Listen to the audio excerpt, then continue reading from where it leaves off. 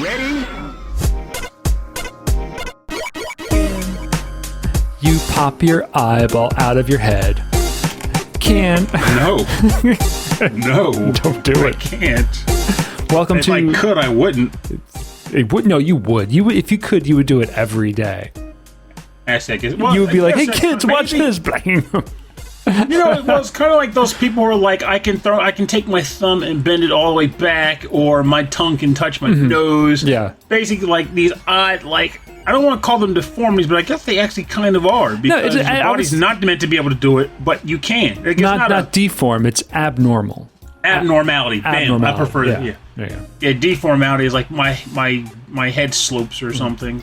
But like this, that's like it's an abnormality. Like I can bend my thumb all the way back. Your body's not meant to be able to do it, but somehow you can. Welcome to Rhythm and Pixels, a video game music podcast. Episode 25-3, where we talking about doing Wild weird things takes. with your eyes and wild takes and folding your cheeks into your tongue. Maybe we should actually say why we were talking about that. No, like, anyway. Well, we're a video game music podcast, which is why we talk about weird stuff. No, we're a video game music podcast. We listen to all consoles and all generations. My name is Rob Nichols. and I'm Pernell. And we were talking about Animaniacs. And Pernell said he saw somebody in the 90s, I guess it was? It was like late 90s, early 2000s. Yeah, who can actually bug their eyes out like Plucky Duck. And Yeah, like we were talking about wild takes from those shows, because that was how I learned of the concept of the wild take was from Tiny Toons. Yeah, The episode was like you were doing wild takes, but then one character's face got stuck in a wild take and he couldn't break out of it. It was Plucky. That's all I remember that. It was Plucky. He wanted to do advanced wild takes with his dad or his mentor. I don't know how the relationships worked in that show. Daffy Duck. Yeah, Daffy Duck. It was Daffy. Yeah, it was a mentor, and he's like, Yeah. "You're not ready for advanced wild take." He's like, "Sure, I am. Watch." And he does, and he's like, "Can't come out of it." But like, yeah, so as a result, I was like, I took that and coupled it with like the idea of like Garbage Pail Kids. It was like, the closest we've ever come to someone who could actually do a real wild take was this woman who could make her eyes pop out of their sockets. Oh, and she did. And Rob Googled it, and I was right. My memory wasn't faulty. It was a nice black lady who actually got to the point where she was like coming on like stage doing it. Like that was her 15 minutes of fame. Like, you're on this show. Why? Because I can make my eyes pop out. Watch. And it's like, boom. And it's like, oh, well, thanks for coming on the show. Have a good night. Till next week when she does it again. I know the audience was like crazy. The audience was they looked scared. They looked really, they didn't they must have been prepped. Like, well, this is what's going to happen, right? You know, they're going to have, Flay's going to come out. She's really nice. She's going to say hello. And then her eyes are going to pop out of her head. And they were like, that's never going to happen. The internet, I've never seen that on the internet before. There were like at least 5 monocles shattered during that performance. Yeah, that's what it looked like. Like it was, but at the same time, it was like it's still like a bafflingly interesting thing, and which is funny also because I feel like when we eventually reveal it, I feel like that will bonk. I know, I just hit the thing. It's even relevant to the topic, but it's like I know it is kind of weird relevant. That's why I was like, we'll just keep talking about this because it's kind of relevant. So our topic this week and our topic next week is all about Halloween and scary things, horror, and now here's ghosts and stuff. Pernell, is that a ghost in your house or was that a bag of M&Ms? Yes, yes. Funny thing about this topic is that when I approached it, I kind of hit a crossroads where I was like, on one hand, scary games and stuff, and I was like, but I don't really know what I want to pick. I'm kind of at a loss right now. And then the other part of me was like, actual things that happen that are like, quote unquote, scary or horror. And I was like, well, I could base my tracks on that. Yeah. And then I was like, I'll just do half and half because I don't know. Go from there. Have you seen a horror movie lately? I'll ask that. Honestly, no. Yeah, me neither. Horror movies. I've seen thrillers, like I saw that Annihilation movie, for example. But like, I haven't seen horror movies where something like I never really got into them because to me, I always thought it was better to watch it like with a spouse or something. And since I had like that happen once in my life, I didn't really get into doing that anymore. Like I lost the interest. Well, you got really into Black Mirror for a while. I feel like that's horror. Like that's like some kind of psychological horror. Yeah, but that's more thriller to me. It's like it's setting up a whole scene. There's no like real jump scares. It's just here's a situation that's really messed up. Revel in how messed up it is versus go into this house and get your head sliced off. I feel like I've been interested. I saw some previews. I forgot I had access to this Plex server that my friends running, and him and his husband are super into like scary movies, and so like there's just tons of them on their server. And we were watching some trailers, and I'm like, some of these look pretty cool. But a couple weeks ago, Christine and I were watching Hannibal, the TV show. Like Hannibal. the TV show? Yeah. Oh, it is good, dude. It is. But I'm about to say, it can't be scary. It's network TV. Oh, for network TV, oh my God. They may not drop an F-bomb, but they show some crazy, disgusting stuff. So if you're into on Nation Network TV, oh my God, like I can't even describe what happened on that show on this podcast because it was disgusting. Every episode, I'm like, oh, this is good. Oh, this is scary. Oh my God, why would they show me that? I will say for the record, and this is a guy coming from a guy who wasn't. I only read the synopsis of Silence of the Lambs. I never watched the. Ooh, that's a good scary movie. Love that movie. But I had a hard time picturing them being able to do an entire television series based on the concept of the whole Hannibal Lecter thing, and yet somehow, some way, a room of writers said, "How do we take this movie premise and stretch it into multiple seasons of episodes?" Well, the premise of the carry movie, the story. Premise of the movie is you have this brilliant doctor, hungry psychologist, surgeon who is also really hungry. Yeah, but he's in jail.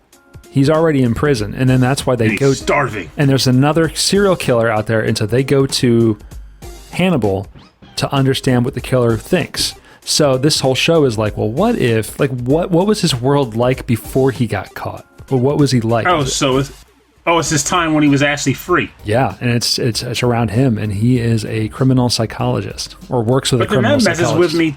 And he is scary as hell. Because then that makes me think about like the reason why I never got into Better Call Saul after watching Breaking Bad, and that it was like, okay, this is a prequel. What happened when before the lawyer got into crime? It's like, but I know he's going to get into crime. I know, like, but that's the thing though. Like they allude to it. They even like show it like as flashbacks. Like, oh wait a minute, they found another body, and they're like, and they show a flashback. Like, oh yeah, it was him. Like totally hate that guy. Well, every episode he's looking through recipes. And then he's looking through a Rolodex of names because he needs specific body parts, ingredients for the recipes. It's madness. So if you're into that kind of stuff, I think you might like it because it's just really morbid. But if you're anything like me, you should watch One Piece. But what I was going to say, what was the last like really scary thing I watched? What was it? It wasn't that. I can't even remember. It's like The Good Place. The Good Place. Like, that's how scary it is. Like, man, we gotta up your scary. The Good Place? The Good Place. No, actually, no, this morning. So this morning we found that there was a sequel to The Golden Girls. The Golden Ladies? So there's this, it's the ladies in the 90s. Oh, wait, I've heard of that. And the only reason I know it exists is specifically because there was one episode where Betty White's character and Blanche were talking to this like black kid, and Blanche had to acknowledge that she had some racial tendencies from her past. Oh, and it was this whole narrative built around that. So it was an interesting conversation for an 80s or rather 90s show. 90s show. I will say. I gotta say, 90s sitcoms and TV, like they were a lot more. They got it in. They were woke. 20 years later, we are screwed. we are bloke. So there's a little preview of our prequel episode, so you can get on Patreon. No. Anyway, so they own a hotel in this one. Like they inherit a hotel somehow, and so they go to run it. I only watched the beginning of the first episode. Is all four of them on there? Actually, no. What's her name? B. Arthur's not in the show. Maybe that's how they got the hotel. She might have been sick or something. But so the three of them own a hotel. But guess who's running the hotel when they get there? George Jefferson. Don Cheadle. Really? Yeah, he is funny. He is really funny. See, I can appreciate that. Don Cheadle's a good dude. He's a good dude. We watched Ocean's 12 recently, which was not a great movie, but I like Don Cheadle. He's great. He's fantastic. Every time I hear the Ocean's movie, like every sequel, they got to add one new member. I know. Well, Ocean's 13. So we were on vacation. We rented a beach house, and then we just like one day that was raining. We just stayed inside. We watched like Independence Day and a bunch of movies. And we watched Ocean's 7, which is with Sandra Bullock and a bunch of other people. It's essentially like it's like all female cast. And it was good. It was all right. It was another Ocean's movie, which meant that it was stupid fun. It was stupid fun. That's what it was. Starring Billy Ocean. Bobby Ocean. Guy, that's like, why is it called Ocean? Because a man whose last name is unfortunately Ocean. So I kind of went old school on today's episode. I wanted to find some fun old stuff that I wasn't exposed to or didn't really know a whole lot about. I remember if our listeners, eagle-eyed listeners, remembered last week, I challenged you to some scary stories for this week. But that was for the Patreon, I thought. But yeah, I'm going to say let's just save it for Patreon. Oh, good. In that case, I heard it correctly. It was totally for the Patreon episode. So let's just do that. Also, I'm trying some new microphones and microphone placement in the studio, so if there's any thumps or any weirdness today's recording, it's a ghost. It's a ghost. That's exactly. It's the ghost of bad mic placement. Ghost of podcast future. Yeah. Shout outs to the Legacy Music Hour for finally making their Discord public. What do you mean it wasn't public before? No, I don't think so. And then suddenly they posted it on Facebook, and now there's like a billion people in there making dumb jokes. Man. Like I tell you, it'd be interesting to see, like, because our Discord has people not a billion. chatting There's like a bit 10 more of than us. used to. Oh, that's not, I wasn't even going to attempt to exaggerate it, but like we have people there and they're chatting a little bit more on their own, which I like. Like I popped in there today and saw there was an actual dialogue that happened when I wasn't there. Yeah. But at the same time, it's like it'd be interesting to get to that point where it's just constant chatter. Like I don't even know what it would take to get to that point. But it would be a trip to see.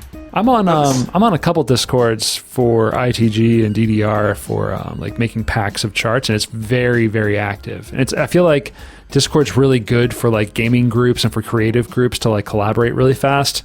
Mm-hmm. But then like for this kind of stuff, like it's not even promotion. It's just like, hey, we're doing a thing. If you want to get a hold of me, this is a nice, fast way to do it. I think that's just trade-offs though too, because if you have a group that's constantly active, then that means that when you do come on, you'd be scrolling back quite a bit, or actually missing conversation. Versus I've run into that. Tons active. Sure. You'll just pop and go, hey, they were talking about that. I'll jump in on it. Yeah. So it's little column A, little column B. So just like the Golden Girls, we're going to be doing a horror-themed episode. Except in this episode, there's going to be a real murder on live podcast. No. It was Jiminy Jillikers with the axe rake.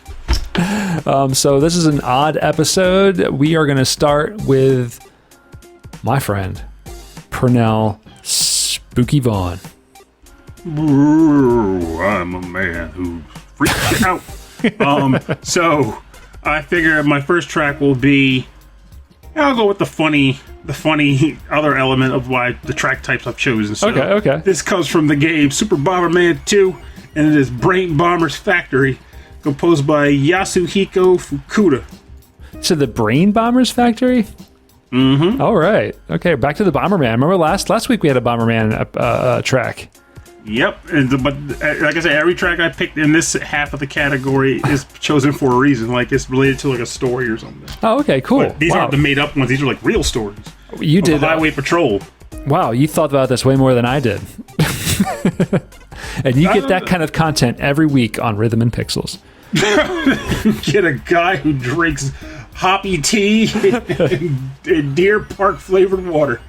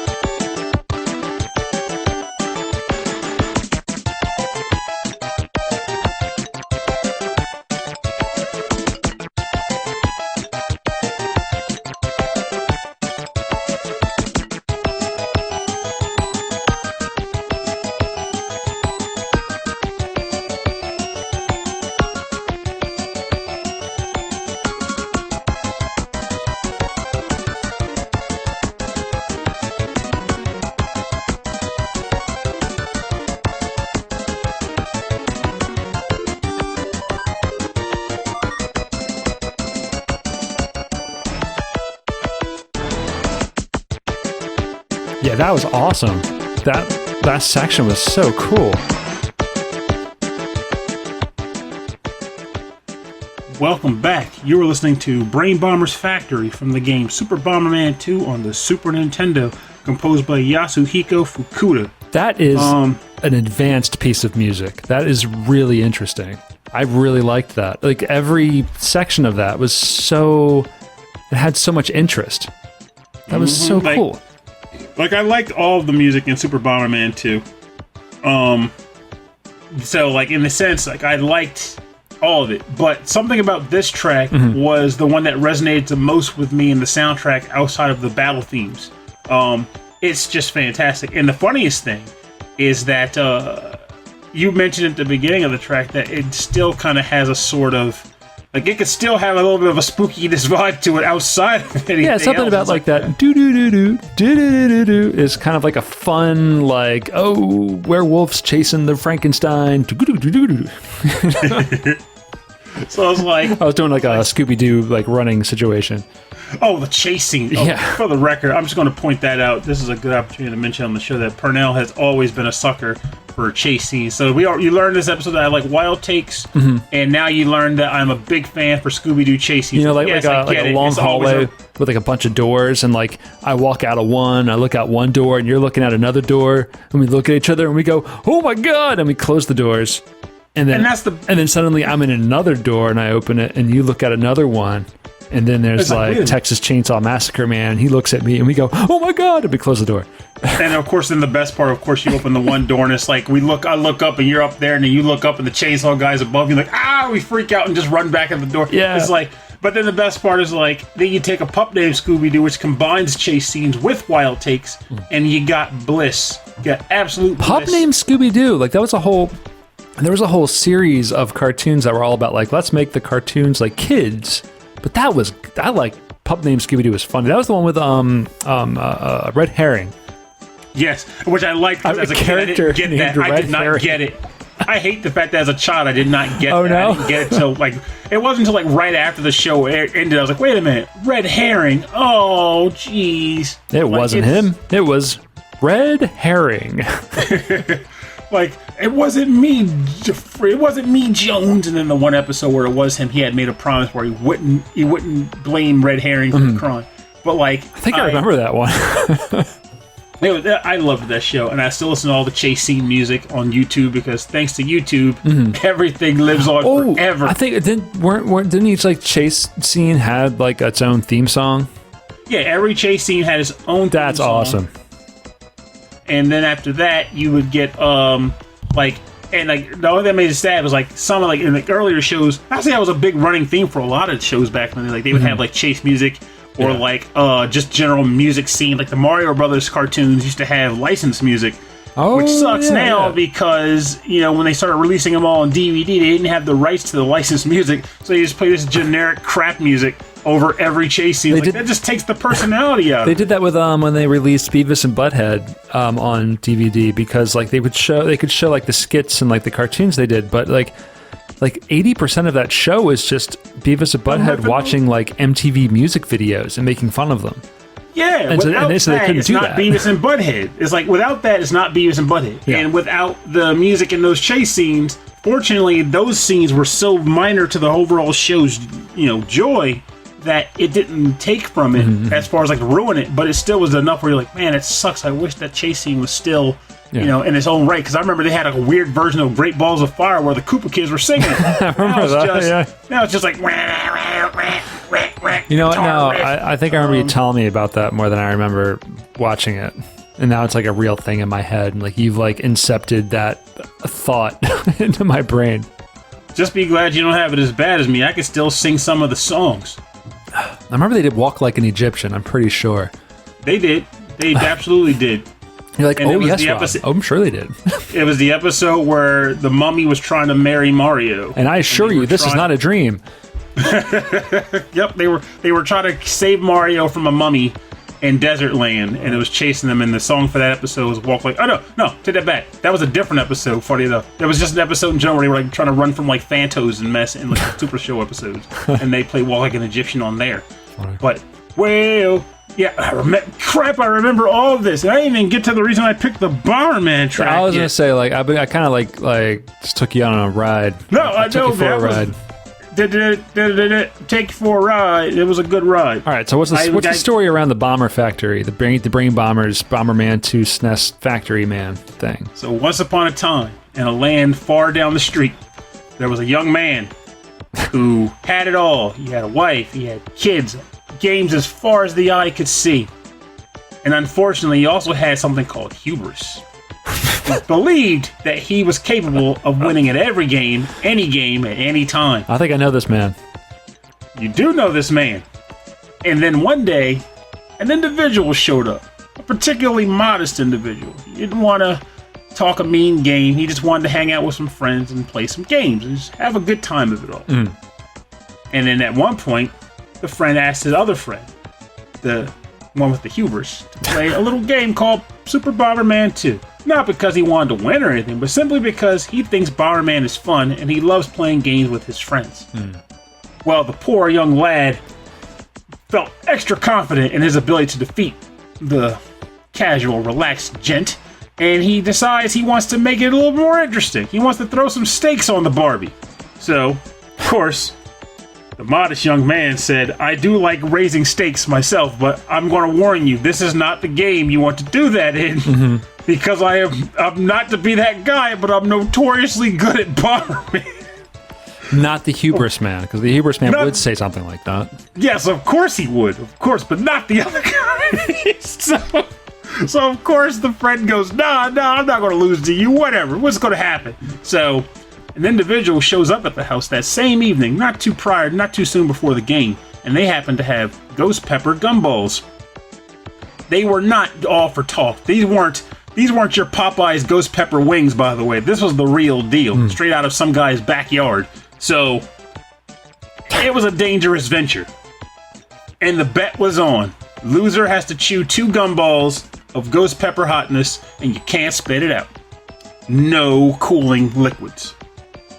Of course, the young man felt confident at first. He came in, he got a good 2 wins off, and he was like, I got this, I'm going to take you. You're going to be eating that hot gum. And I was like, no, I'm telling you, I'm just rusty. Don't.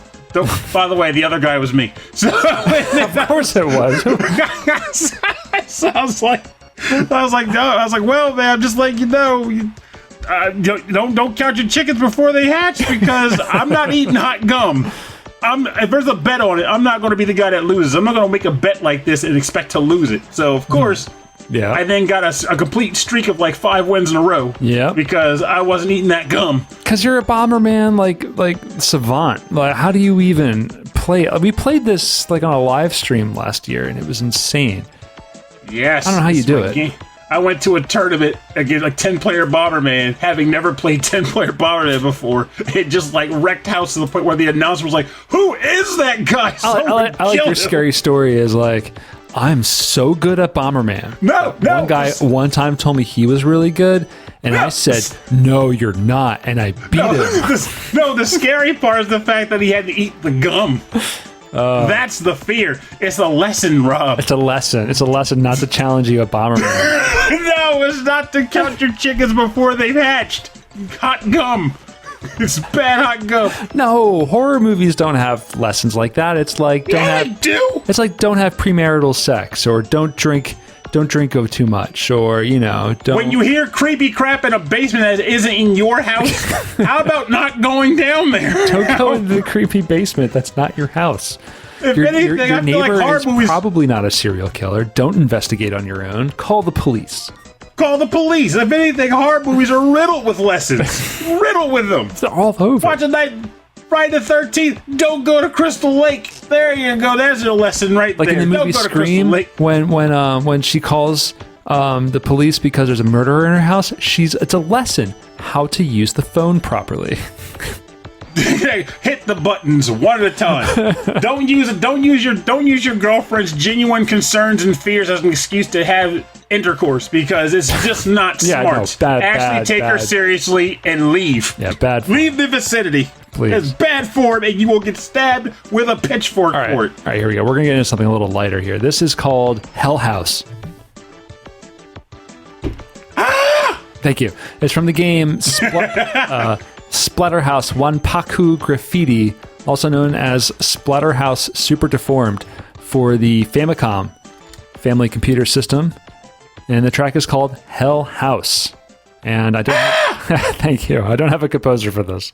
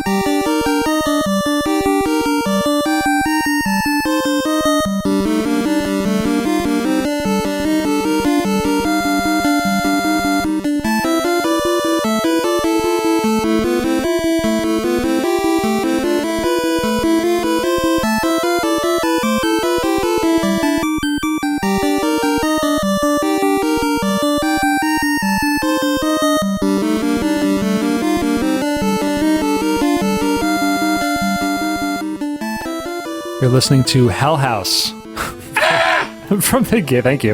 From the game Splatterhouse Wanpaku Graffiti for the Famicom. Now, this is the one where they were like the super deformed, like chibi, not super deformed, but they were chibi characters. Yeah, so it's a Splatterhouse game. So in Splatterhouse, which honestly, like the titles of these games are way more graphic than the games themselves. But it's a beat 'em up game. You're a guy trapped in a mansion, and there's demons and like stupid, the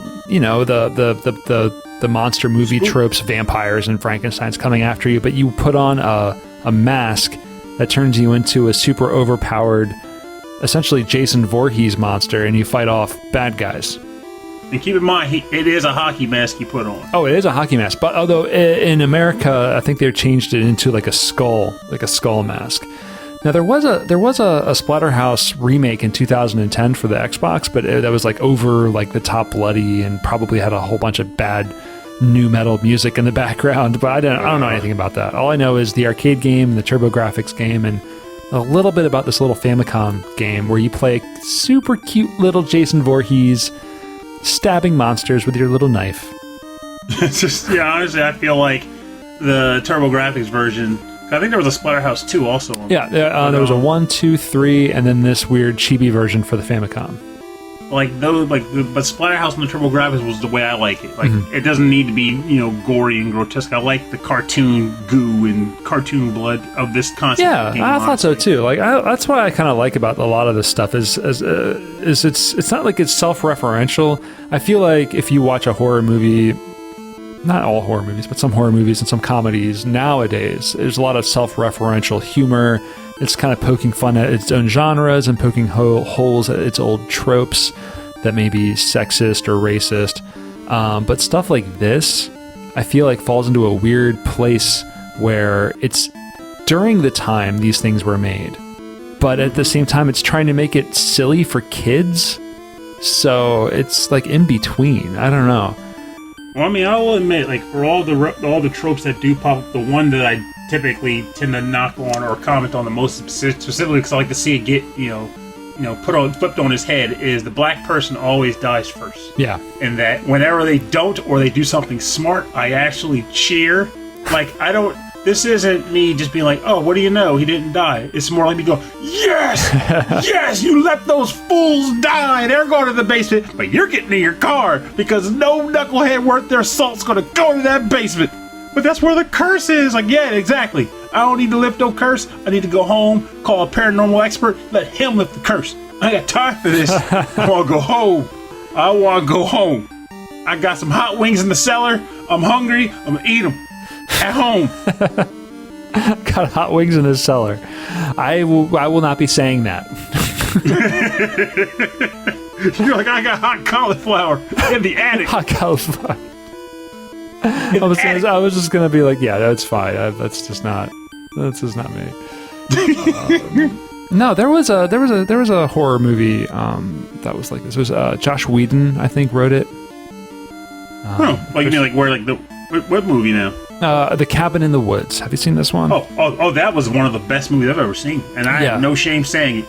The whole thing was flipping the tropes on their heads. Like, that was the whole point of the movie. So like, let's not give away anything to our listeners who haven't seen the movie. But if you're looking just for go see it. Something that starts out as a scary movie and then ends up as like an episode of Community, like super meta, but still scary. Honestly, still scary. But still scary. But then like also like plays around with the tropes of like, you know, the jock trying to save the day. Don't say too much.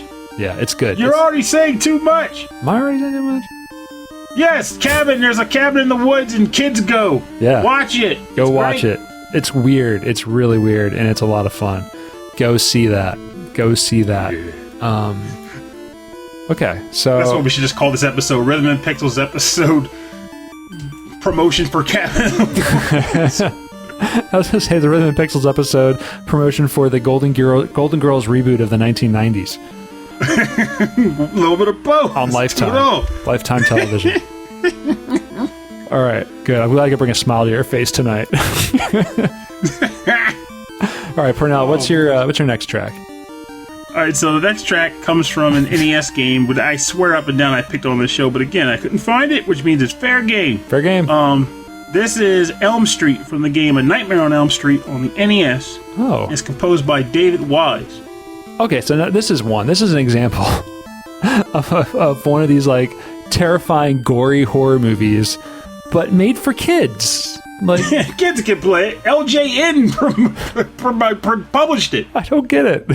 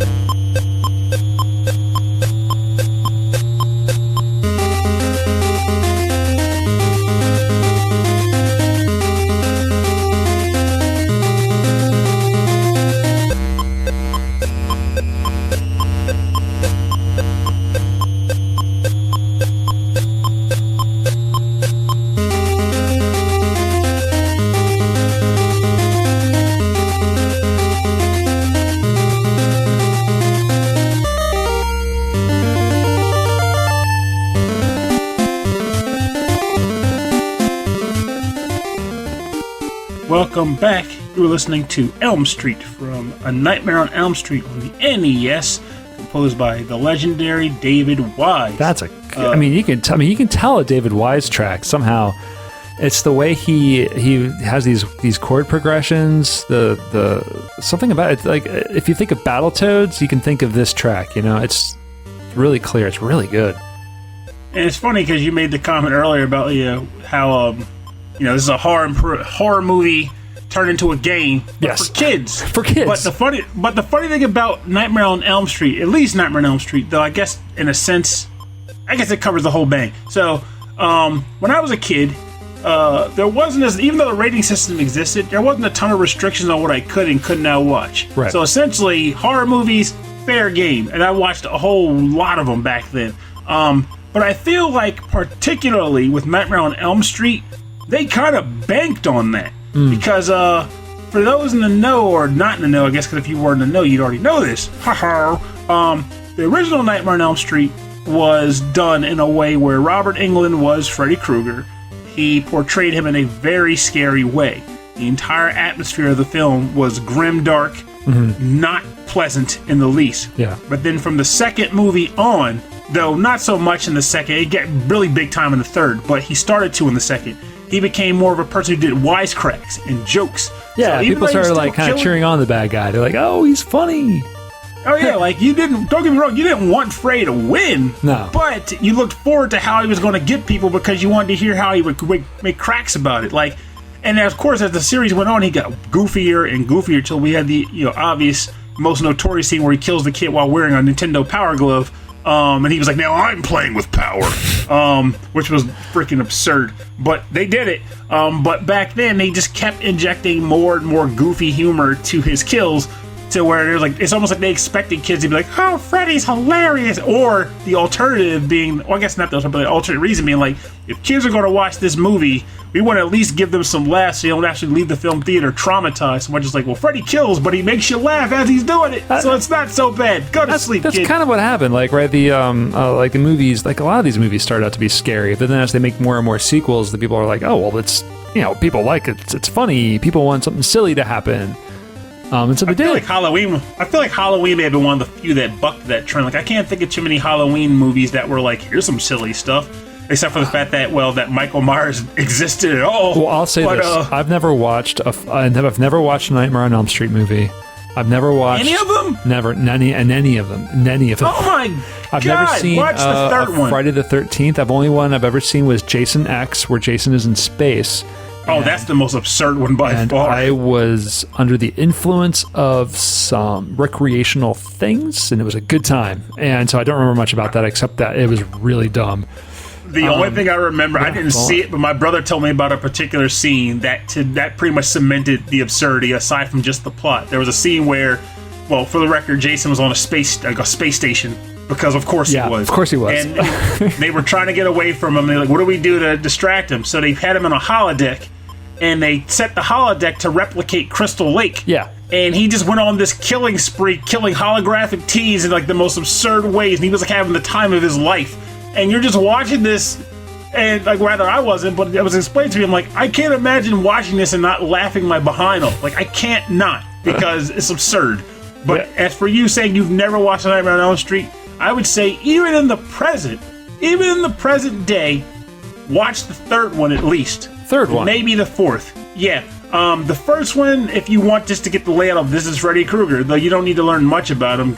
Did they reboot the series, or like they changed the lore like later on? They tried it. They did reboot it once. Okay. And the reboot was not so much changing the lore so much as they made it so that the lore was real. Like, it took place in the real world, and the stars were the actual actors of the films. Oh, interesting. But it turned out that the lore was actually coming to life and killing the actors. So okay, I like whether that. Or not That's it was very good X-Filesy. Like, I don't know if it was good or not, because I stopped at, the sixth movie, and I was like, I don't know if I don't need a reboot. I liked it as it was.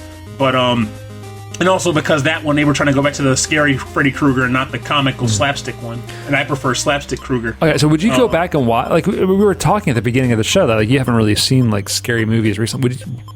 Is it because you don't consider these to be, like, scary movies? Or like, have you like, when was the last time you've gone back to watch any of these? Well, to me, I haven't gone back to watch them in a while, but I have had moments where I get nostalgia for, like, how did Freddy kill that one person? Or I remember that scene where the girl was trapped in a roach motel. Did that happen? And I'll YouTube. Oh my God, they're used to kill that kid. Let me look that up on YouTube real quick. I can't help. Hey, that's how it went down, man. Freddy did it. Like, there was, but so like I would do stuff like that. But for the most part, like I said earlier, like, I look at horror movies being more like a date night thing or a couples thing. Yeah, but for me, myself, I'm like a thriller guy. Like, I like watching films where there's a mystery and people are trying to solve it. And if there's actually horror and stuff in it, I'm fine with that. But I want the mystery. I want the what's going on. Yeah. We got to solve this problem. Have you seen? There's the one called Oculus. It's about a mirror. I have not, though I need to. Funny enough, fun fact. That one will mess with your brain. A friend of a friend directed that film. And one of my friends was actually in it. Yeah, it's he had a bit role, though. He was just like a cop at the end. I think we talked about this ages ago. Yeah, when it was out, you were like, "Oh yeah, another guy directed it." It's really like, it's not like a special effects wise. It's not impressive in that way because it doesn't need to be. It's just so effective in screwing with your brain in a really terrifying way. And I'll tell you the one thing I heard about it that made me almost kind of cringe the thought of watching it, which is apparently it was a scene where a character bites an apple and it turns out they were biting into a light bulb. Oh yes. And I'm like, oh god, that sounds horrible. It's all about changing like your perception, and so they don't know if they're in the house or if they're somewhere else, and it just keeps getting worse and worse and worse and worse of what they think is real, what they don't think is real. By the end of the movie, you don't know it's real, and the movie is over, and you're like, I need to unpack this. I can't. I don't know what I'm thinking. Is this dreidel still spinning? Is the top still spinning? I need to know. Yeah, it's like it's really good. It's really good in a very like terrifying way. So, so my next track, I'm gonna do this one. This is from the game Cannon Spike for the Dreamcast, also known as Gun Spike. This track is called The Unholy Dwelling, or Stage B for the Sega Dreamcast.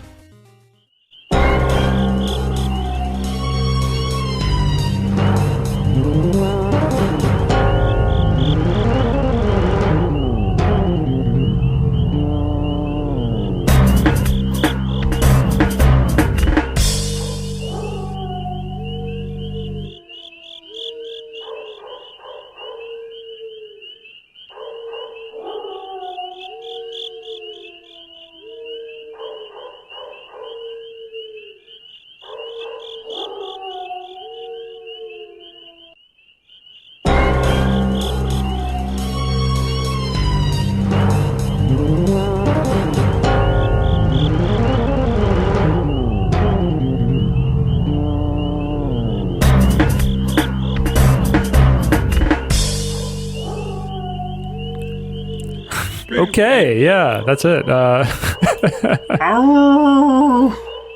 Dogs. Yeah, this is the Unholy Dwelling from Cannon Spike, or Gun Spike for the Sega Dreamcast, composed by Masaki Izutani, Toshiya Kobayashi, Kaori Kumakura, and Kensuke Sato. This is a bunch of Capcom properties mashed together. A whole bunch of anemic dogs. Yeah, a whole bunch of dogs. It's a bunch of Capcom properties within a game that's I think that was created by or directed by, was it Psychosis? What's that company called? It does all the shooters. Sikyo. Yeah, Sikyo. But then then it was released on a Sega on a Sega platform. So there's a lot of things happening here. And not most least of all is a bunch of dogs. Anemic dogs. A bunch of weird dogs, yeah, all barking and howling. But They're very anemic. It gets really exciting. Super, super duper exciting.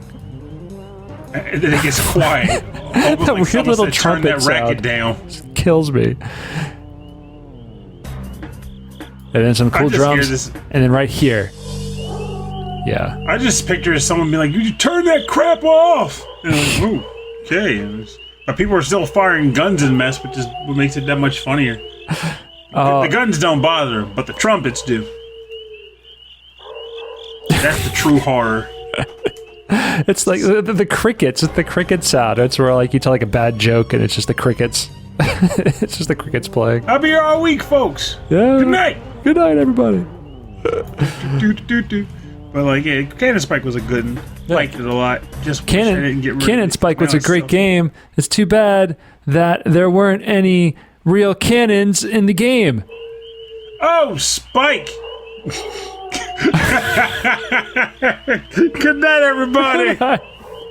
Tip your waiters and bartenders. But like, yeah, Jesus, that was a terrible joke in a good way. Oh my god! But like, it's, I don't know. Like, I'm having trouble picturing that in the game, and I even know the stage it plays on. Yeah, I know. It's just like, I guess all the gunfire drowns it out. Yeah, I guess it's just like in a game called Cannon Spike. There sure is a lot of Capcom characters.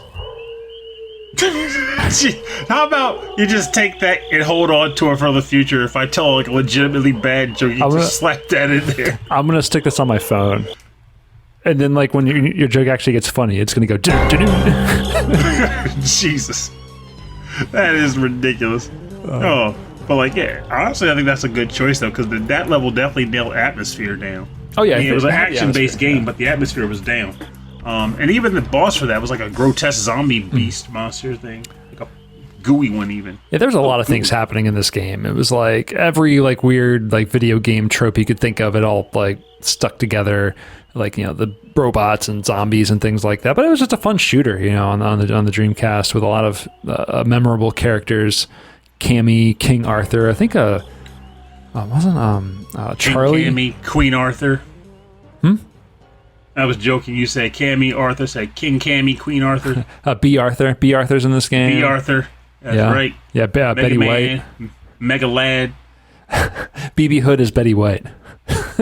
Oh God, that would be a wonderful thing. Honestly, I use BB Hood all the time. Like her and Mega Man. So Mega Man's good. Yeah. All right, so we are on to your next track, Pernell. This is actually from a game that I've known about for years, but I actually never played. This probably would have been fitting for the whole idea of like first plays episode, but I feel like it's almost cheating because I already heard of it prior to that. And then I tend to play games I'm pretty much looking into for that episode. But this game is called Haunting, starring Polterguy. Oh, I remember this. The Sega Genesis.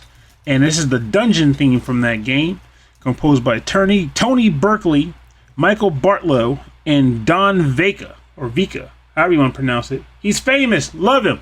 Swinging Don Vega. Little bit of poltergeist in my life. Don Veca by my side.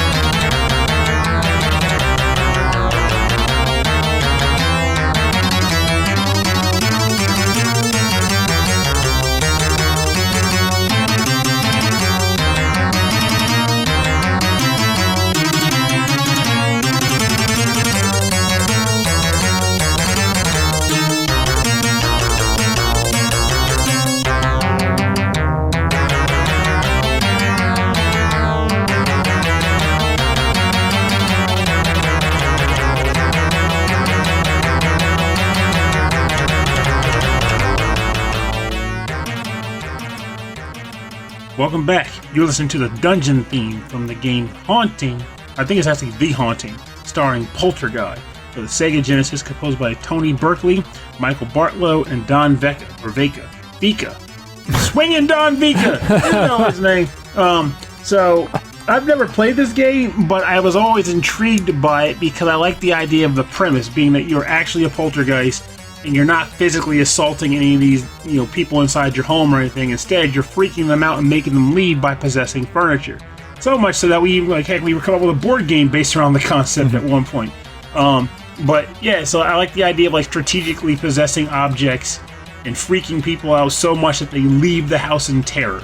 The closest I've come to this game in the other styles is probably what's that game? The freaking crap, I can't remember the name. Deception. Thank you. That's actually it. Deception, where you're actually laying traps for them, but you're physically assaulting them with the traps. So it's still not quite the same, but close. Yeah, that's it's a lot like that. But the game is old school isometric view, so it's like you're playing The Sims, but you're playing the Sims backwards. You're trying to keep them out of the house. Trying to drive them all out of the house. I think it's really funny. No one in the pool. Everybody out of the pool. No babies in this house because I'm going to make the bed smash into the ceiling. Oh, man. This is an aggressive track. It's aggressively loud. It's the dungeon theme. It has to be. It just plays the whole time. I guess, the dungeon, it's like you're in a dining room, not in a dungeon, right? I honestly wonder about that. The fact that it's called the dungeon theme makes me wonder if this house actually has a dungeon, which in and of itself would make me wonder why these people would want to own it in the first place. You don't have... hard to say. I don't want a dungeon, but if my house happened to somehow come with one, I'd question why it was there, but then be like, I got a dungeon in my basement. That's bizarre and cool. I know. You're just like a sucker. You have to pay a bunch of contractors to build the dungeon for you because... they stopped. You need one. Actually, it'd be even worse if it was a half-completed dungeon. You're like, well, crap, man, I can't just leave it undone. I have to finish it. Otherwise, it's just this weird-looking amalgamation of a cellar. You're looking for a house, and it's like, okay, it's got three bedrooms, 1.5 bathrooms, 1.5 dungeons, and you're like, okay. wait, what? Well, funny story, actually. They ran out of money. They couldn't afford the contractors. They just kind of let it go. And you just walk downstairs, and it's just like half of it is just like the washer dryer, and the other half is ding, ding, ding, ding, ding, ding. This is banjos. I was trying to do like the music from this game. But that's fine. All right, so my last track, Purnell, is from the game Ghost Chaser Densei for the Super Famicom, composed by Noboru Yamane. And this is the staff roll music. This is like my final track. So I hope you dig it. The staff roll from Ghost Chaser Densei. Ghost Chasers! You'll get caught up in the...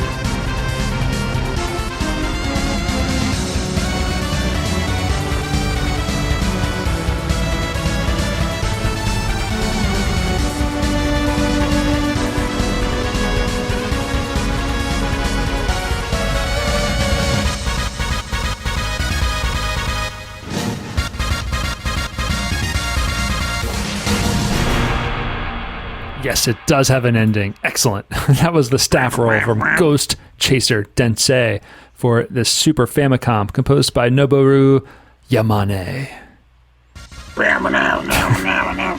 It's pretty heavy. I like that a lot. Yeah, that was my jam. It's a cool beat 'em up. It's got some interesting characters in it, but it's got like a lot of like the Japanese like mysticism, like demons and stuff. It's really neat. There's a lot of fun beat 'em ups on the Super Nintendo. I mean, there's a lot of them that aren't really great, but they're still fun to play, you know? I mean, the funny thing about beat 'em ups is I always find it funny that we even have thoughts on like what's a great beat 'em up, what's not a great beat 'em up, because don't get me wrong, there are genuine things that make them that. I couldn't really particularly tell you what those things are, because when you really lay it on the table, most beat 'em ups in the 90s really boiled down to a punch button, a jump kick, and a special move that cleared the people around you on both sides, but it also drained some of your health. Yeah, that balance it somewhere. I'm saying like there's just some pacing, you know? Like sometimes like there's too many things on the screen, enemies take too long, and it's too slow. But even with like some of the slow stuff, like you're a kid and you're just bored and and it's 2-player, especially if it's 2-player, then it's fun. You're just doing. But here's where it gets me though. So for example, there's a guy that I know who recently came out and said he hated, really hated Streets of Rage 4, right? Okay. Now, that same day, I went and saw my brother, and he was playing Streets of Rage 4 when I walked into his room, and he's like, oh yeah, well, he's like, I've beaten this game every way, which way from here to Sunday. This game is fantastic. It's all I play. And I'm like, it's kind of funny, because I had this other guy tell me how he hated it, and I'm watching my brother play the game, I'm like, this is pretty much every Streets of Rage game, except you can't run unless you're Cherry. So it's like, what's there to like Streets of Rage 2 for? Which, for the record, I just realized Streets of Rage 2 you couldn't run either unless you were Skate. That's right. Yeah, the game was no fun unless you were Skate. Yeah, so I was like, okay, so what is different about 4 that you'd hate it, but you'd still like 2? Because they hit all the notes. Like, they hit the same enemy types. Yeah, you got, if anything, they added to it the star moves and junk. But, like, in the end, it's like, it's not one of the things where it's like so much that I'm berating someone's taste because we all like different stuff. It's more of a confusion element. Because, like, if you were to say, Pernell, why do you like Fighting Rage so much? I could tell you why I like it so much. But, by that same token, if it didn't have those specific elements, I can't imagine disliking it. It would just be, I like it about as much as any other beat 'em up. But if you ask me also, why do you hate, like, Raging Justice, which is a beat 'em up on, like the Switch, I could easily tell you why I hate it. Because it's jank. But, again, I could explain it. But if it didn't have that specific element, it would play just like any other beat 'em up. It's just aesthetically, I don't like the aesthetics. It looks terrible. It's like, the best way to describe it, it looks like you're playing Pit Fighter. Remember that game? Yeah, that's not a throwback you want to go back to. That's not something you want to throw back to at all. Not in the slightest. I wanted to ask this before we move on, because I know that the whole transition's coming, but I don't want to forget it. Yeah, what's up? What, if you were to think about horror movies, because that's the topic for the episode. Sure. If you were to think about horror movies, what would be a horror trope or horror predicament that would scare you the most? As in to say, you would probably lose your crap because of the sheer horror of it, or just whatever your conditions are. So just say the worst horror predicament could be. Yeah, I'm trying. What has scared me the most? The ghosts. Ghosts don't do it for me, like the supernatural type element. But at the same time, I'm not into like those types of movies that are just home invasion, terrible, gory story, stuff like that. I think what gets me is probably that really horrible mix of supernatural and just enough realism to it, where again, like Oculus, where you're losing your mind and you don't know what's real anymore. I think that gets me the most. Anything that's nightmare-like, that doesn't make a whole lot of sense, but it's just horrifying imagery that sort of comes together. What was one I was thinking of that did that a lot? Kubrick. It's another Kubrick movie. Had Jack Nicholson in it. The Shining? The Shining. The Shining terrifies me. It's something about that. Like that on its own, the movie's not it's not the scariest thing in the world, but the way it's done, the way it's like a nightmare is just, it just really, really gets me. That's a scary movie. So that's what does it for me. Like psychological terror. Okay, yeah. I can give you that. What about you? What gets you? Believe it or not, I didn't even go that far. Psychological terror would definitely probably be up there for me. I was thinking more like specific like horror movie scenarios. Like for example, like a storyline type thing. Yeah, like for example, even though we joked earlier about how Freddy Krueger was kind of played out to be hilarious, I always kind of felt that his situation was probably one of the scariest ones you could find yourself in, specifically because you can't not sleep.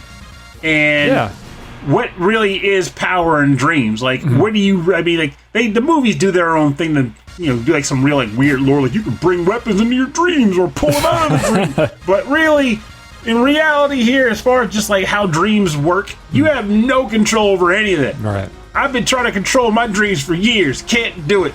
So in the end, you're just like, Freddy's in there, and when I go to bed, I'm going to have to deal with him. But I'm barely conscious of my actions in my dreams, so who the heck knows if I'm even going to win or not? That's right. I think it's very like similar. You know, it's the kind of fear that you can't escape. You know, like Jason. I feel like Michael Myers was another one like him, and even kind of Jason, because when you lay on the table with those guys, if you find yourself in a situation where they are coming after you, you can't outrun them because they teleport. Well, you can't hurt them because they're borderline invulnerable. Well, that's what scared me so much about the movie It Follows, because you can't. It's just always coming after you.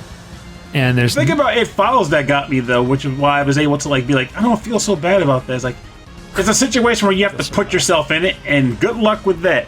Well, I know that, but case, you would never in be that situation, if you're there, that's true. You know, it's not like, oh, I have to be there in the first place. No, if you're there and it's coming after you, like the way they built that world where it's just nonstop, but it's very specifically walking in a straight line towards you forever. You know, it's just. I will give you that. I do agree with that concept in regards to I was able to rationalize the way, but if I didn't have that rationale, it would be terrifying because the movie sets it up so that you truly never get rid of it. No, ever. Never. It never goes away. So it's like you're worried your entire life. Like you can survive it, yes, but it's not so much of the surviving it so much as the constant fear. Is it around? Is that guy the thing? Where is it? I know, that's why I love the way the movie ended, and I won't give that away, but I love the way the characters figured it out, you know, and they didn't even figure it out. They're just like accepting it, you know. It's amazing. You're giving it away. It's amazing. It's when that whole scene where they got the grenades and they blow up the monster. It's nuts. Way to just spoil the ending, Rob. None of that happened. No, it's really crazy. I love that type of scariness. But let's turn the scary down, Pernell. You know that was coming. Yeah, I did. It's been coming at you for a whole hour.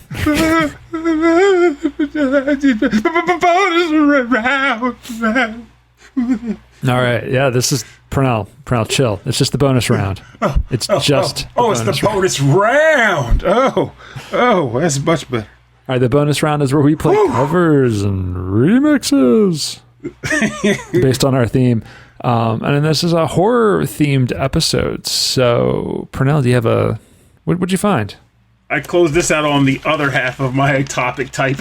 So this is not a scary track. Though, believe it or not, in some respects, you could probably take this as I have a bit of a scary-ish sound, depending on... It's scary that you chose it, Pernell. There it is. Ooh. Honestly, I have no idea who remixed this because I came across it while doing my thing where I look for remixes of a very specific track in the game. Mm-hmm. And when I came across this one, there was no indication of who did it. So I'm just going to play it anyway. And if I ever come across who wrote it, I'm going to redact it. This is a remix to the Wily Stage 1 theme from Mega Man 1. Not 2. 1. And I have no idea who did it. But enjoy it anyway. All right. Well, I'll do some sleuthing, but I have a feeling I'm probably going to be in the same boat.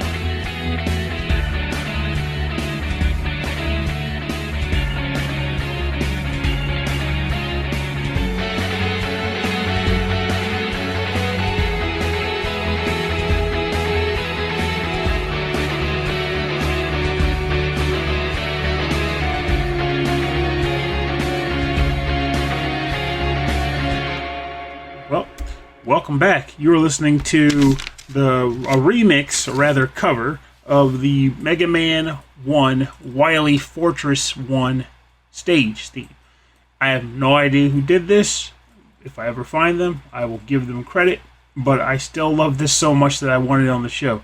Funny enough, like I was originally I was going to put the Wily's Fortress 2 on from this show, but when I decided I wanted to play the other tracks more than that, I decided I wanted to look for a cover for this game, specifically the Wily Fortress, and then I was like, well, this is it. This is the hook.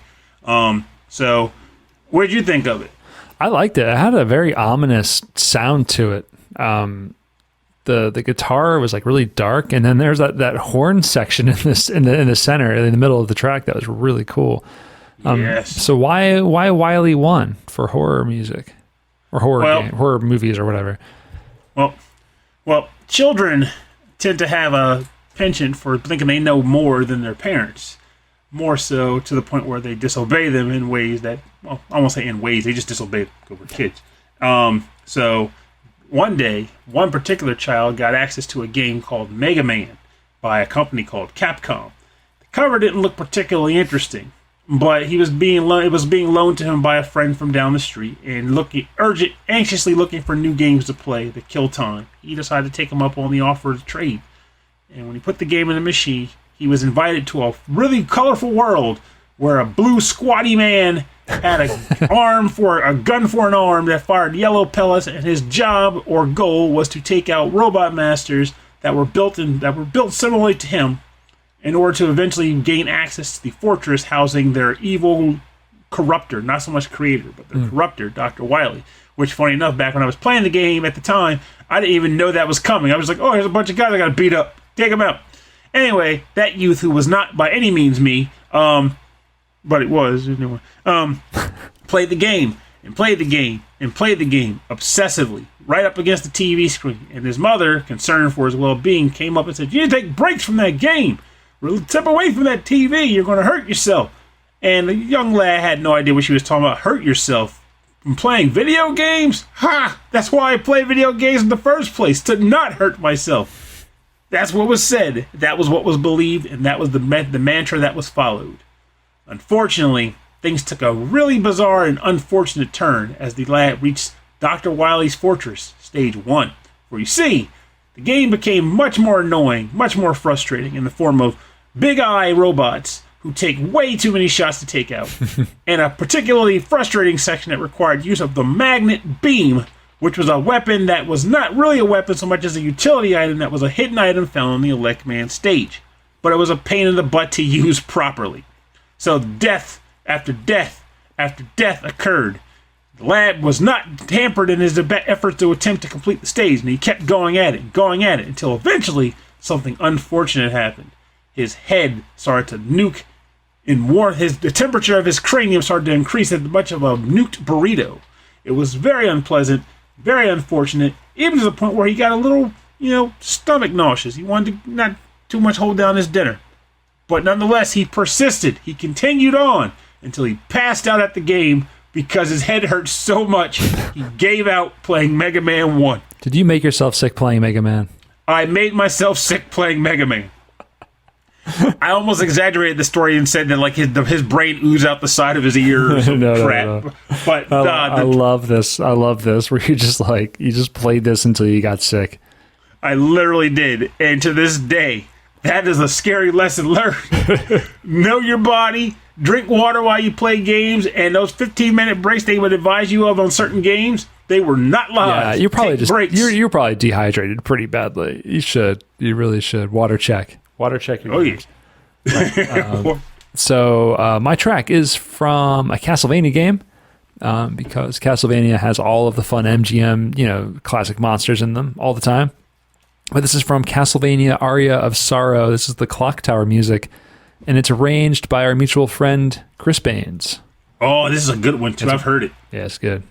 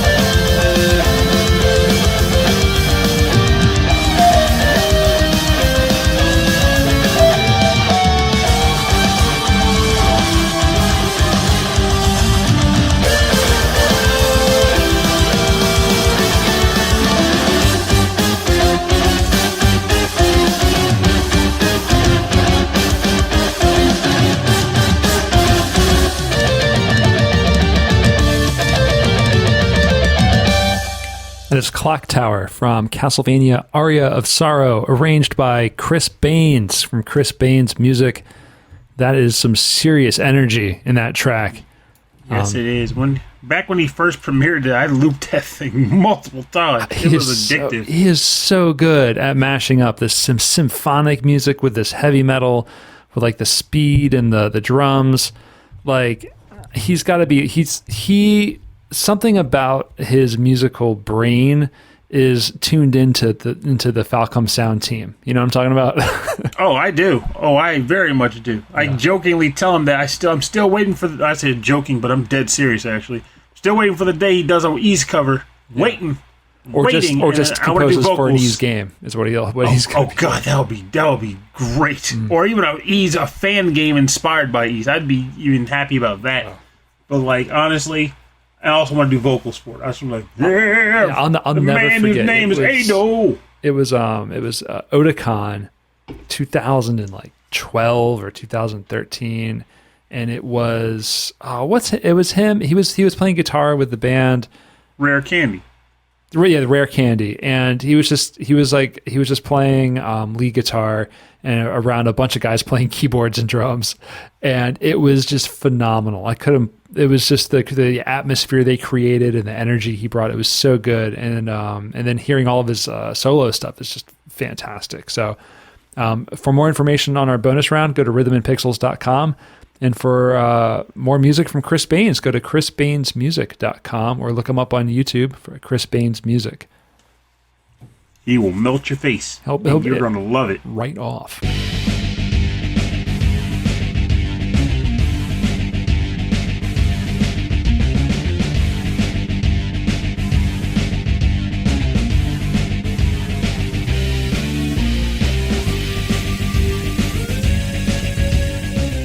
Thanks for joining us on Rhythm and Pixels, episode 25-3. This is our look at fear and horror and scary, ghosty things. And listen to what your parents tell you. Yeah. Yeah. I love how there was an idea for a future episode on lessons learned from games, which isn't quite what these things were that I chose today. But they still, in their own right, ended up being lessons I learned, not because of the game, but just around games. And honestly, even this one, this is also a lesson in of itself, even though it's a goofy one. And it's not a major story so much as just a statement of, always make sure your card is clear before you leave the eShop. Else you might find yourself buying a game that you were going to buy on sale, but then you retracted at the last minute, only now at full price because you bought it accidentally while you were anxiously and excitedly buying the game that you actually wanted that released that week. And now you paid full price for Double Dragon 4. A game you didn't even want to buy for 10. Oh, let that be a lesson to everybody. Clear your cards. Oh man. Well, let's wrap up here because we need to get rolling. But yeah. Do you have any other shout outs you want to get plug? I know we got to plug the show you were just on, the SML podcast. Mm-hmm. And are there any new episodes of Blown Cartridges out there? I think the most recent one we did was, unless it's still in the kitty being edited, but Resident Evil, we did an episode on that, and we did an episode on The Legend of Zelda, both of which were actually very entertaining, I think. Oh, that's cool. So give those a check out. The next one we're going to do is Silent Hill. Oh, so that should be fun. That would be fun. Yeah, I'm looking forward to that one then. Oh yeah. I think it's funny, the guy, the first thought he had was like, Pardell, play the game too and suffer with me because I don't think it holds up. I'm like, I don't need to play it to suffer. I already know. I remember the game. I'm moving forward while discussing the past. I remember enjoying that. Maybe I shouldn't go back and look at that one again. Oh, I enjoyed it very much. It's just one of those games where I feel like, honestly, I personally think I would still enjoy it now, only because I'd go back knowing what it was. It's not me experiencing it for the first time. I'm going back knowing that it's primitive in design in the current day, but I knew it for what it was at the time, which means I can still appreciate it for what it was at the time. So, I don't see a problem with it, but I just thought it was funny to tell him, well, I don't need to go back and play it. I have already experienced it. You, on the other hand, can suffer. if you're listening to the show and you want to appreciate what we are for this time, let us know. Send us an email. If you have like a track suggestion or a topic suggestion, or if you're an artist yourself, a remix artist, we would love to hear from you. Please send us an email. rhythmandpixels@hotmail.com. If you want more information about our show, a full track listing from all of our episodes, and access to all of our episodes and all the other stuff that we're doing, go to our website. rhythmandpixels.com. And to other ways to get in touch with us is through all the social media places. So Twitter and Facebook and Instagram, it's Rhythm and Pixels. On Facebook, we have a group called Rhythm and Pixels Chat. That's really cool. We also have a Discord server. The link is on our website. It's just a Rhythm and Pixels Discord server where there's just a couple channels of us chatting about the show, stuff we talked about on the show, and just other random stuff, games and things like that. Check us out on YouTube, youtube.com/rhythmandpixels. And we have a radio station. It's a 24/7 live stream station of 8-bit and 16-bit classics and deep cuts. I think there was some edit or something. Someone pointed out that some of the little commercials that we have on there are just doubled up or something. Put out your hands in the air. Is everything okay? Yeah, it's fine. I'm just itching. I felt like a little mark on my... Oh, okay. I thought you were like raising your hand to like say something. Like carbon monoxide! There's the true horror. And if you'd like to support the show, just tell people about it, or let people know about it in whatever groups that you're in, or if you're in school and you're on a Zoom call, just play the show and then leave the room and then make everyone listen to it. You can also go to patreon.com/rhythmandpixels and you can help us out there. There you get access to a prequel episode every week. You get access to a live streamed recording of an episode every month. That's at every level. And there's also cool things you can access on a radio station. You can leave little messages as little promos and commercials on our radio station. And at specific levels, we'd like to thank our Patreon members. Frankly Zappa, That Nick Walker, The Last Weekend, Mike Myers, Matt Tapper Holmqvist, Michael Jennings, Davey Cakes, Justin Schneider from XVGM Radio, Sonic Medley, Taco, Harold Howard, Dave Taylor, Reinhard Selkova, Andreas Milberg, Dan Loughton, Sleepy S'more, Steve Miller, The Autistic Gamer 89, Cameron Worma, Christopher Shenstrom, Bobby Arson from One Up Funk, Wicked Sephiroth, Carlos from the Heroes 3 podcast, Kung Fu Carlito, and Michael Bridgewater from the Forever Sound Version VGM podcast. I hope you're doing well. And Brian Pitt. So thank you all very, very much for your continued support of our little podcast. And next week is another horror-themed show, but it's all music from our listeners, and it's going to be live streamed for our Patreon members. Very excited about that. I'm actually looking at a list of topics here, and I'm wondering if we even did any of these yet. Like, I had, so I'm just going to read them just because it's funny. Are you looking at the doc, or do you have it like written down like in your room somewhere? Written on a piece of paper that I just found while cleaning. Oh, that's funny. So, Final Fantasies, because we never did a Final Fantasy episode. Okay, yeah, that's true. Oops, All Tangents, which we still have to do. Oops, All Tangents. we have Arrangements. We have one that's called First Plays. So tracks picked from games that we've only played the first time. Mm-hmm. Arrangements, also our game set. I think actually the last Reekin suggested that one at some recent, not too long ago. Well, I say a ways back, but he suggested it. Here's one, Too Many Mechs. Ooh, Too Many Mechs. I could get down with that. Oh, this is a good one. I think we should do this one for sure. Sega Channel games. Oh, that would be great. Honestly, it's going to be funny. They're like, oh, these are the games I played. The ones I couldn't afford, but I loved having access to on there. Oh, we also have a crossover coming up with KVGM Radio, which we have to do soon, which is Buddy Cop Anthems. Oh, yes! Yeah. Oh, I'm ready for that. Chris Murray would like wine pairings with games. So that would be, I think that should be a live stream show where you and I just pair wine with music. Honestly, that's going to be a toughie, but it's worth trying. I'm going to have to go out and buy wine specifically for the episode to test wine with. And then one, I don't know what it means, but I wrote it down. It's called Unexpected Multiplayer. Unexpected Multiplayer. We have to figure that one out. I just wrote things down, and then they're just here. Was that like an idea you came out with, or was something someone said? No, I'm sure you said something like that. We were like, yeah, that's a great idea. And then we sobered up the next day. The only other ones I got written down here is like retries, mass transit, and then like three Simpsons words that would make interesting episodes like yoink, cromulent, and then biggin. Well, anyway, thanks to everyone on Patreon for supporting the show. You can also support the show by going to rhythmandpixels.com/merch. We have some Rhythm and Pixels gear. You can get a logo T-shirt. We have a T-shirt with it says Run VGM and the classic Run DMC logo, which is my favorite shirt. It looks really cool. I love this shirt. The little logo's on the back, but on the front it's Run VGM. It's awesome. And we also have a lobster racing T-shirt, which is crazy. So go check that out as well if you're interested. If not, just check out the logos. I think I'm really proud of how they turned out. But that's it. So yeah, check us out next week for another horror-themed show to close out October. So thanks for listening. My name is Rob Nichols. And I'm Pernell. Have a safe week. And remember, all I got to say really this evening is cherish your friends, cherish your loved ones, cherish your families, hold them tight, and appreciate the time you've got with them. Just appreciate your family. Because if you have one, be thankful for it. They're not particularly easy to come by as easy as you'd expect. So cherish what you got. It's awesome.